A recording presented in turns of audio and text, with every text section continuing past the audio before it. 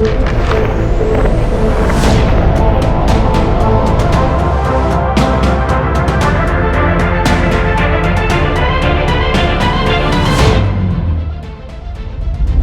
et bienvenue pour ce premier journal des comics, une émission 100% dédiée aux comics, une émission pilote. Si ça vous plaît, on en fera d'autres. Au programme de cette émission, des zombies qui portent le deuil, le grand retour des X-Men, un anniversaire en or pour Spawn, le coup de cœur de l'été, l'agenda des sorties et bien plus encore. C'est parti. On commence avec les actus et la fin de Walking Dead. Robert Kirkman a surpris tout le monde en mettant un point final aux comics Walking Dead avec le numéro 193 qui vient de sortir. Le 192 était un numéro qui a coupé le souffle à tout le monde et le 193 est arrivé par surprise. Il termine la série, personne ne s'y attendait, tout le monde pensait lire le 194 et le 195 qui avaient été sollicités chez Image Comics et qui devaient sortir.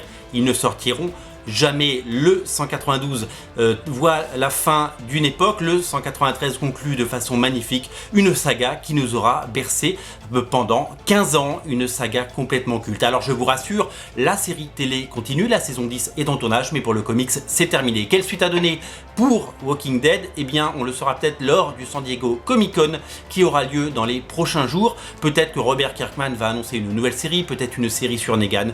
Nous en saurons plus dans les prochains jours. Pour l'heure, Walking Dead 192 et 193 signent la fin du comics et vont nous proposer donc une conclusion digne de ce nom.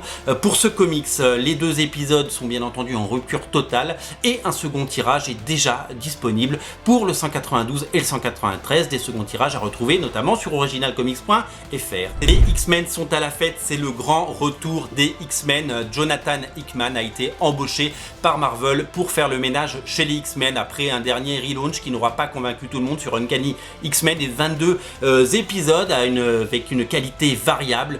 Le retour des X-Men s'annonce pour le mois de juillet. Fin juillet, c'est le lancement de House of X et Powers of 10, Ox et Pox. Pour les intimes, Jonathan Hickman va nous faire rêver avec cette nouvelle série, 2 mini-séries en 6 parties, bien entendu, avec des dessinateurs de talent. Marvel a mis les moyens sur cette nouvelle série. C'est Pepe Larraz, déjà dessinateur de Extermination, qui va dessiner House of X. C'est Hervé Silva qui va dessiner Power of 10. 2 séries très attendues qui vont être le renouveau des X-Men. On annonce ça aussi grand et aussi grandiose et aussi révolutionnaire que les X-Men de Grant Morrison, je devrais dire New X-Men de Grant Morrison de 2001. On annonce quelque chose d'absolument dingue. Ce sera à suivre en VO dès le mois de juillet. 6 numéros pour Ox, 6 numéros pour Pox et bien entendu un relaunch total de la gamme en octobre chez Marvel. Nous n'avons pas plus d'informations pour le moment, mais dès que nous en aurons, nous vous les communiquerons. Spawn fête son 300e numéro dès le mois d'août et ça va être complètement dingue. C'était le pari fou de Todd McFarlane quand il a lancé Spawn, c'était de faire au moins 300 numéros comme Dave Sim sur la série Cerebus qui est également canadien comme lui. L'autre dénominateur commun de Cerebus et Spawn, c'est que ce sont 2 comics indépendants qui ont chacun 300 numéros. Todd McFarlane l'avait annoncé en 1992 quand il a lancé Spawn. Il voulait non seulement égaler le record mais le battre. Donc nous allons avoir 2 temps forts à partir du mois d'août. Le premier bien entendu c'est la sortie de Spawn 300, un épisode de 72 pages avec plein de couvertures signées Greg Capullo, Jérôme Openas, J. Scott Campbell bien entendu et Todd McFarlane et un scénario qui va être notamment signé par le fabuleux Scott Snyder. Ensuite nous allons avoir des intérieurs par ces dessinateurs, ils ne vont pas faire que des couvertures. Greg Capullo revient 18 ans après sur Spawn. J. Scott Campbell qui dessine très peu de pages intérieures va faire une histoire courte. Jérôme Openas sera de la partie et Todd McFarlane va ancrer des pages.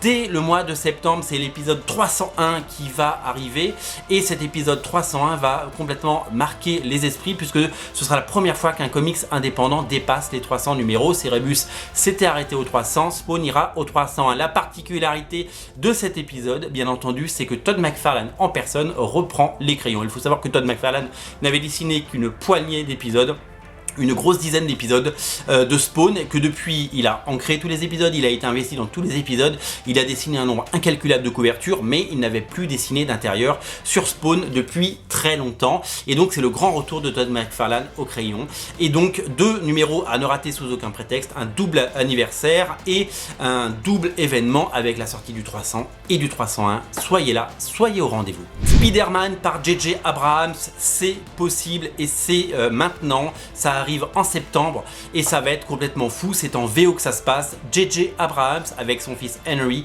vont écrire une mini-série en 5 parties sur Spider-Man.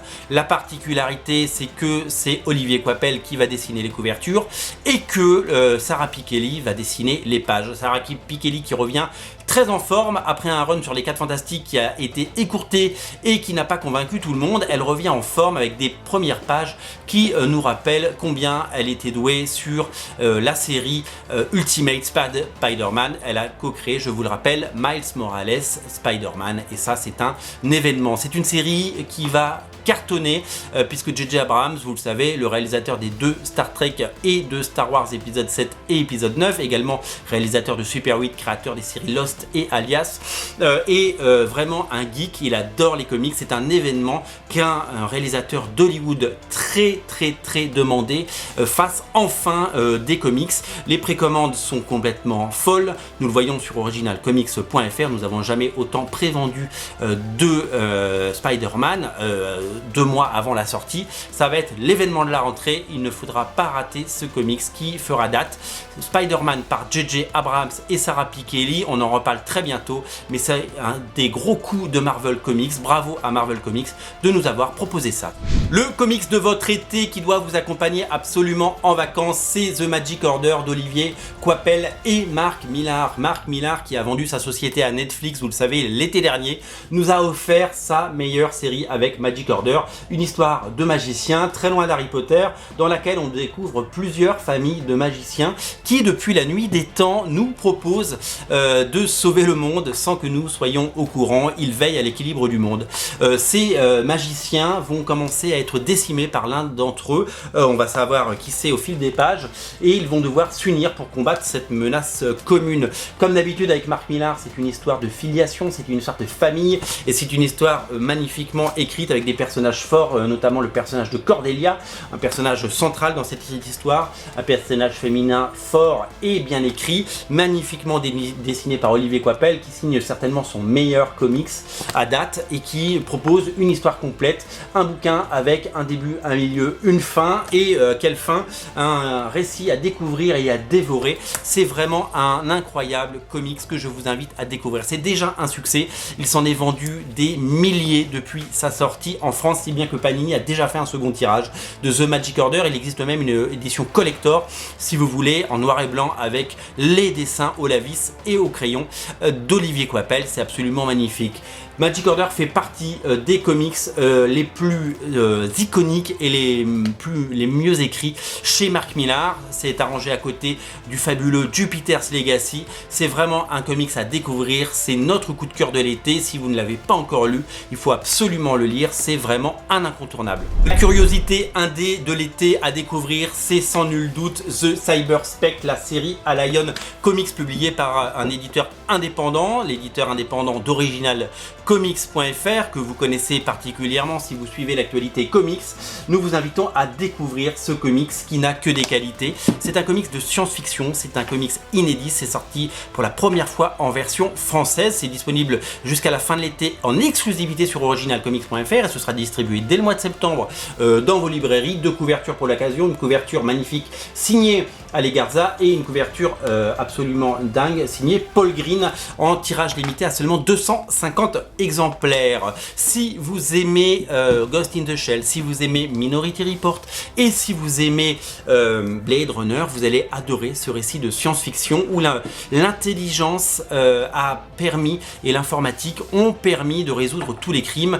Et là, il va évidemment arriver une histoire folle, c'est-à-dire qu'un crime va être commis sans qu'on sache comment il a pu arriver et pourquoi. Et donc là va partir une enquête, le personnage principal va être accusé du meurtre de son son collègue. Et là, on est parti pour une histoire complètement folle et complètement inédite. Le dessin est assuré par deux dessinateurs des années 90, issus bien entendu de la scène Image Comics et Wildstorm. Il s'agit bien d'Ale Garza et Randy Green. C'est scénarisé par Richard Helms, un scénariste anglais. C'est totalement inédit et c'est disponible sur originalcomics.fr et dès septembre dans vos librairies. Un comics à découvrir et à soutenir, édité par un éditeur indépendant.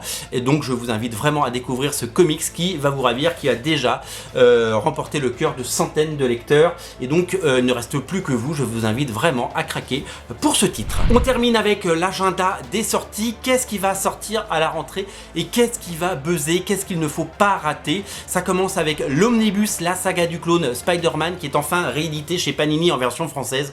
Un moment culte des années 90 qui revient et qui va faire taire les spéculateurs. Un magnifique omnibus qu'il ne faudra pas rater. Ça sort le 9 octobre et ça va être un événement. Autre sortie à ne rater sous aucun prétexte, surtout que maintenant que Walking Dead est terminé, la série Rags, éditée par Allion Comics. Rags, c'est une série de zombies indépendante qui cartonne aux États-Unis. Le premier numéro s'est vendu à plus de 40 000 exemplaires et c'est Allion Comics, un indépendant, qui a chopé les droits. Et ça, c'est absolument magnifique. C'est une série à la fois sexy, drôle, pleine d'action, en noir et blanc comme Walking Dead. Vous allez absolument adorer. Le pitch est génial et très drôle. Tout simplement, dans un monde où il n'y a plus rien à manger, il n'y a plus de munitions, il n'y a plus rien, dans lequel il faut survivre, et ben, il n'y a non plus de fringues disponibles. Et l'héroïne Regina va se retrouver à devoir errer dans les rues en petite tenue et va devoir bien entendu trouver des vêtements. C'est le pitch de départ, mais ça amène une grande saga que je vous invite à découvrir et à précommander sur originalcomics.fr. Ça sort en novembre. L'autre sortie à ne rater sous aucun prétexte, c'est Batman Damned de Lee Bermejo et Brian Azzarello. Ça sort le 25 octobre en intégrale. Et oui, un seul tome dans la collection Black Label. C'est vraiment un comics qui va faire date et c'est vraiment un comics absolument magnifique. Il avait fait une polémique énorme aux États-Unis puisqu'on voyait le zizi de Batman dans le premier épisode. Normalement, la version française et les nouvelles versions américaines devraient être bien entendu édulcorées, pour ne pas dire censurées, mais en tout cas l'intégrale sort à petit prix et ça sort le 25 octobre. Puisqu'on parle de Batman, ne ratons pas non plus Batman qui rit le 15 novembre, le Batman Who Loathed de Scott Snyder et Jock, dans une saga en 7 parties, un magnifique album à découvrir et à ne rater sous aucun prétexte. Également disponible dès le 12 septembre, la série Sirens de George Pérez, une série, la dernière série de George Pérez, parce que George Pérez a pris sa retraite. Ça sort chez Allion Comics, ça sort en même temps en librairie et sur originalcomics.fr. Je vous invite à précommander. Il y a 3 couvertures, dont une exclusive sur originalcomics.fr, une collector à 250 exemplaires et une magnifique couverture régulière. Une saga qui mêle science-fiction, super-héros, aventure. C'est absolument fou, ça se passe dans l'espace et vous allez absolument adorer. Si vous aimez le légendaire George Pérez, vous allez adorer. Ça sort le 12 septembre. 2 autres sorties à ne rater sous aucun prétexte dans votre viseur. La réédition de Monkey Man et O'Brien, les origines en édition Raw à 250 exemplaires en mois de décembre. C'est chez Veta Comics que ça se passe et c'est disponible en exclusivité sur originalcomics.fr. Et Batman qui fête ses 80 ans dans un magnifique album qui reprend l'anthologie pareil aux États-Unis et le Detective Comics 1000, le 1000e épisode de Detective Comics en version française. Ça sort bien entendu le 20 septembre et il ne faudra pas le rater. Voilà, merci d'avoir suivi ce premier numéro du journal des comics, l'épisode pilote, une émission que je voulais faire depuis longtemps, une émission d'actu comics, une émission rendue possible grâce à originalcomics.fr qui finance cette émission et qui la rend possible. Tous les comics dont je vous parle sont disponibles soit à la commande, soit en précommande sur originalcomics.fr. Donc pour continuer à nourrir l'émission, eh bien allez sur le site faire un tour et passez votre petite commande ou votre précommande. Nous vous invitons à le faire et nous vous remercions d'avance. C'est une émission pilote, nous allons tout de suite voir les résultats. C'est une émission qu'il faut partager sur la chaîne, partager sur les réseaux sociaux, mettre un petit pouce bleu, un commentaire d'encouragement. Nous avons besoin de vous et nous avons besoin de faire un succès. Si l'émission dépasse les 5000 vues pendant l'été, nous allons travailler en sorte pour en faire une émission hebdomadaire. C'est le but de cette émission, qu'elle passe une fois par semaine. Je vous invite vraiment à liker cette émission, émission, à mettre un pouce bleu en l'air et à la partager un maximum. Cette émission doit devenir l'émission de référence de l'actualité comics en France. Grâce à vous, grâce aux 13 000 abonnés de la chaîne, nous pouvons en faire un succès. L'objectif est fixé, 5000 vues pendant l'été. On compte sur vous pour en faire le plus grand des succès. Merci d'avoir suivi cette émission, j'espère qu'elle vous a plu et rendez-vous dès à présent sur originalcomics.fr pour passer une commande ou une précommande et nous on s'occupera d'industrialiser l'émission, d'en faire une par semaine. C'est la promesse que nous vous faisons avant l'été. Voilà, j'ai eu un plaisir fou à préparer cette émission, j'ai un plaisir fou à la présenter, j'espère maintenant que ce sera un succès. Elle est entre vos mains. Salut.